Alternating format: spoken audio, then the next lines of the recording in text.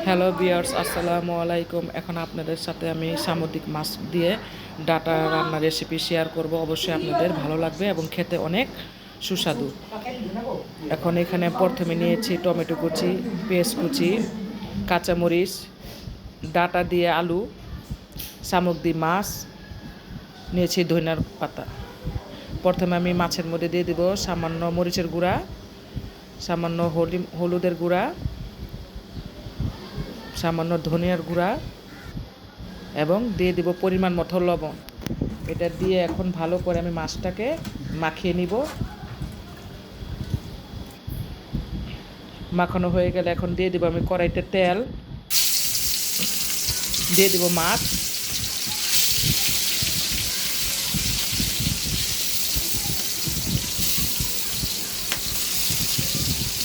সবগুলো মাছ এখানে দিয়ে দিচ্ছি।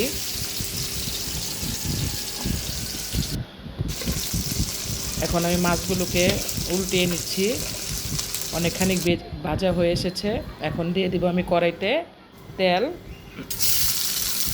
দিয়ে দেবো এখানে পেঁয়াজ কুচি। পেঁয়াজটাকে ভালো করে ভেজে নিচ্ছি। পেঁয়াজটা ভালো মতো ভেজে হয়ে গেছে। এখন দিয়ে দিব 1 চামচ ধনিয়ার গুঁড়া, 1 চামচ মরিচের গুঁড়া, 1 চামচ হলুদের গুঁড়া, দিয়ে দিচ্ছি পরিমাণ মতো পানি। পানি দিয়ে এখন কষিয়ে নিচ্ছি।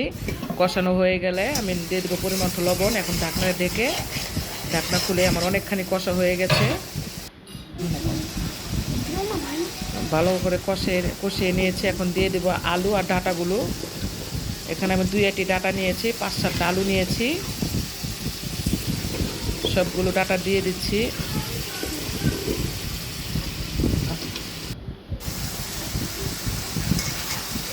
ভালো করে মিক্স করে নাড়াচাড়া দিয়ে ভালো করে মিক্স করে নিচ্ছি।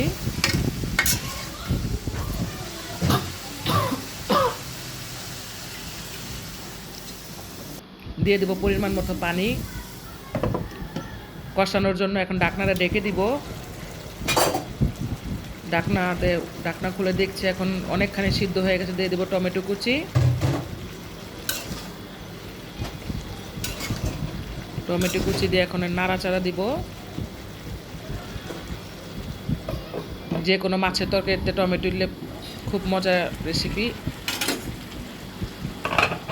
দিয়ে দিচ্ছি আমি কাঁচামরিচ 5 থেকে 7টা। এটা ভালো করে আবার নাড়াচাড়া করব।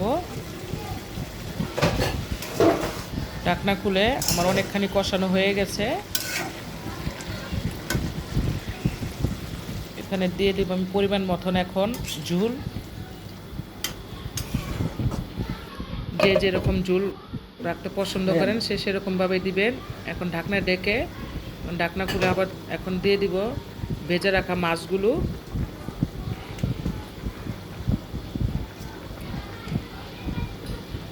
মাছগুলো দিয়ে আমি এখন আর নাড়াচাড়া দিব না, যেহেতু সামুদ্রিক মাছ ভেঙে যাওয়ার ভয় আছে।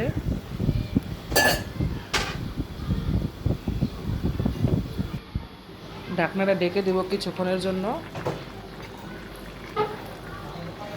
এখন অনেকখানি হয়ে এসেছে।